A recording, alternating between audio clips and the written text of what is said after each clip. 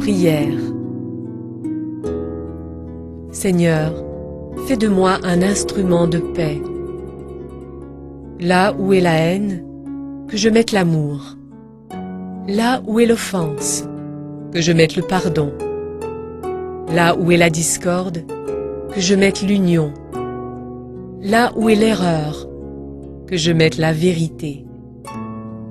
Là où est le doute, que je mette la foi. Là où est le désespoir, que je mette l'espérance. Là où sont les ténèbres, que je mette la lumière. Là où est la tristesse, que je mette la joie. Ô Seigneur, que je ne cherche pas tant à être consolé qu'à consoler, à être compris qu'à comprendre, à être aimé qu'à aimer. Car c'est en donnant que l'on reçoit, c'est en oubliant que l'on se retrouve soi-même, c'est en pardonnant que l'on obtient le pardon, c'est en mourant que l'on ressuscite à la vie éternelle. Saint François d'Assise. Fondateur italien de l'ordre des franciscains, Saint François favorisait une approche de la religion fondée sur la joie et l'amour de la nature, où tous les êtres vivants sont nos frères et sœurs.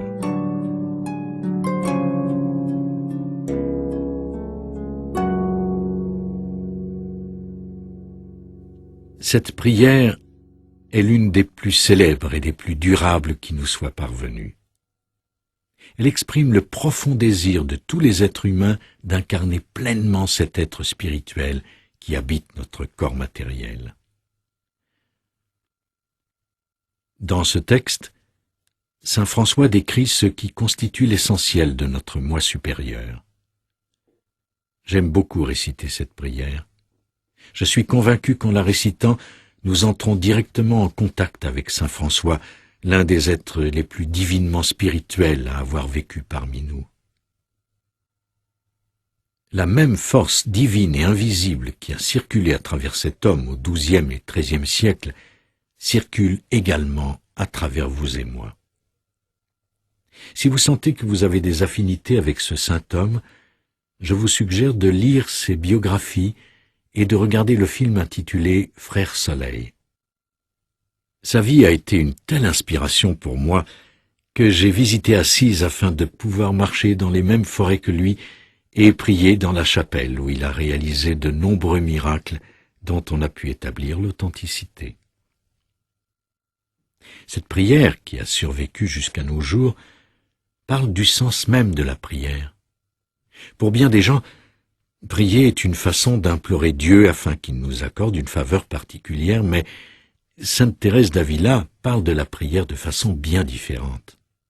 Elle nous dit « Ne demandez qu'une seule chose dans vos prières, soit de conformer votre volonté à la volonté divine. » C'est exactement ce dont il est question dans la prière de saint François.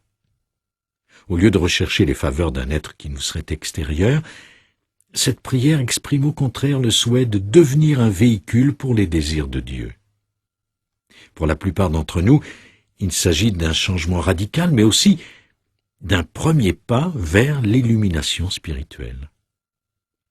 Demander qu'on nous accorde la force de mettre l'amour là où est la haine, l'espérance là où est le désespoir et la lumière là où sont les ténèbres, c'est demander d'être libérés de la mesquinerie et des préjugés dont nous sommes prisonniers. C'est demander d'être l'expression du puissant amour que nous attribuons au Créateur et qui fait intrinsèquement partie de nous. Quand nous savons que nous ne sommes jamais seuls, nous formulons nos prières différemment afin de les adresser à ceux avec quoi nous sommes déjà en contact, l'aspect le plus élevé et sacré de notre propre être. Si Dieu est partout, il n'y a alors pas un seul endroit d'où il est absent, y compris en nous-mêmes. Armés de cette révélation, nous pouvons prier Dieu afin qu'il nous accorde la force morale dont nous avons besoin. Au lieu de demander d'être protégés du danger, nous demandons d'avoir la force d'être sans peur. Au lieu de demander le soulagement de nos souffrances, nous cherchons à acquérir la capacité de les transcender et de les vaincre. Nous cessons de présupposer que nous savons ce dont nous avons besoin et ce qui pourrait nous aider. La prière de saint François est une façon de s'exercer à mettre en pratique dans notre vie quotidienne le réconfort, la compréhension, le pardon et l'action. Nous en sommes tous capables, et il nous arrive d'ailleurs régulièrement de le démontrer. Néanmoins, la plupart du temps, nous demandons aux autres, y compris à cet être que nous croyons distinct de nous-mêmes, appelé Dieu, de nous consoler, de nous comprendre, de nous pardonner et de nous fournir ce dont nous avons besoin. En récitant cette petite prière, nous nous engageons sur la voie d'une véritable croissance spirituelle. Nous laissons notre ego derrière nous en acceptant que cette partie sacrée de nous-mêmes soit une force dominante dans notre vie. J'ai toujours aimé cette histoire du maître qui dit à un jeune avatar particulièrement avancé sur le plan spirituel « Je te donnerai une orange si tu es capable de me dire où se trouve Dieu. » Le jeune homme répondit « Je vous donnerai 2 oranges si vous êtes capable de me dire où Dieu n'est pas. » La morale de cette histoire, Dieu est partout. Lorsque vous priez Dieu, vous priez une présence puissante et éternelle qui est une partie de vous-même. Communiez avec cette présence en chassant toute idée de séparation entre elle et vous, puis mettez en pratique les divines paroles de saint François le plus souvent possible en intégrant les idées suivantes. Prenez l'habitude de réciter cette prière tous les jours. Le simple fait de prononcer ces paroles vous aidera à agir conformément à l'esprit de cette prière au cours de la journée. Si quelqu'un vous offense, qu'il s'agisse d'un membre de votre famille ou d'un inconnu, avant de répliquer, demandez-vous « Ce que je suis sur le point de dire est-il motivé par mon besoin d'avoir raison ou mon désir d'être aimable ?» Choisissez la réponse motivée par votre désir d'être aimable, même si votre ego s'y objecte de quelque façon. Exercez-vous à mettre l'amour là où règne la haine, en particulier quand vous lisez les journaux ou quand vous regardez le journal télévisé. En semant l'amour, même si cela peut sembler difficile, vous contribuez à éradiquer la haine de notre monde.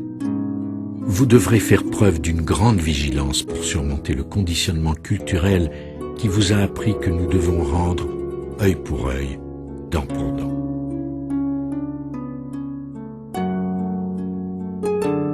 Regardez dans votre cœur et dressez la liste de tous ceux qui vous ont blessé d'une façon ou d'une autre au cours des ans.